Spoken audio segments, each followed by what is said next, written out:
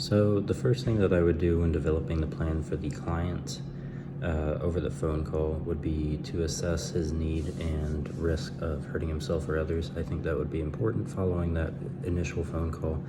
I would also need to ensure that, going back to the 10 practical suggestions, that I follow the safe and confidential space after the crisis, and I also follow the being genuine, honest, direct, and firm. I think those are the two big ones after talking with this man that would be very important to use.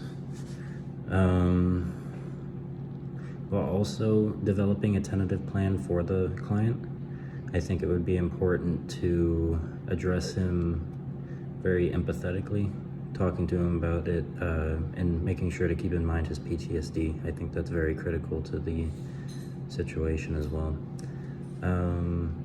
Now, the review for this plan, taking different angles, I think one would be the PTSD aspect of it, definitely understanding that this isn't going to be just a normal breakup. It meant a great deal to him. There's even a risk of hurting himself or others that is part of the breakup that could warrant some deep dive into. Another take, due to the information that I could see being a vital part, is that it could be a lasting harm to himself, and this might have been the last straw in his relationship background that he'll ever go on again. So making sure that I understand that this is a great deal for him, that he thinks that there's no way anything is going to come good of it, is being met, and we can process through that and everything. In applying the 10 practical suggestions, the one area that I think is the best initial for this would be the providing a safe and confidential space. He had a lot of mistrust in the initial, so I think getting rid of that mistrust and speaking with him better would be very critical. Moving on to the ethical and legal issues, of course, whenever the client's significant other is brought into the process, that's a big deal.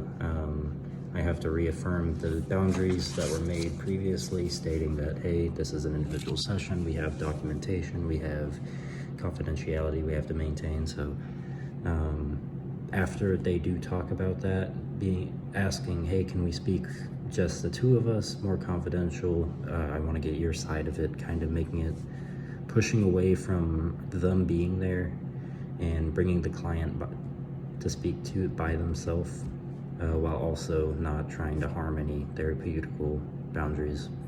I would address the legal and ethical issues by bringing him alone, talking to him alone, trying to get rid of that other party that came unknowing. The age, gender, sexual orientation, ethnicity, as relating to the client, one I believe would be the age of the client. He's an older man in his 50s, going through a breakup. It's going to be difficult for him to rationalize, like, hey, this may have been the last time. There's going to be, he may just not have the forward thinking for another relationship, and I have to make sure that we can get over that thought and that we can move forward.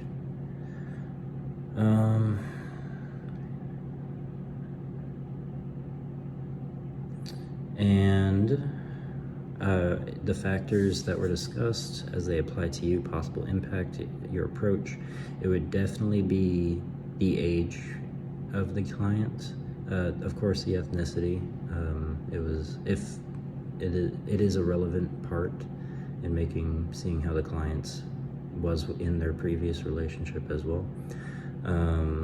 I think the age is the biggest factor into this, making sure that we can assess that needingly.